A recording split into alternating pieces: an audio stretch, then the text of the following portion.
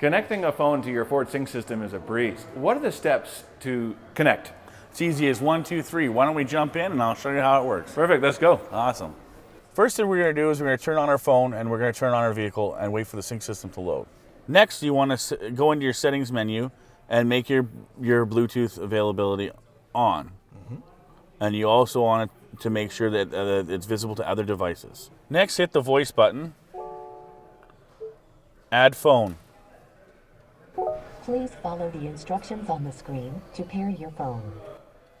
Search for your vehicle on your device and select it once it is found.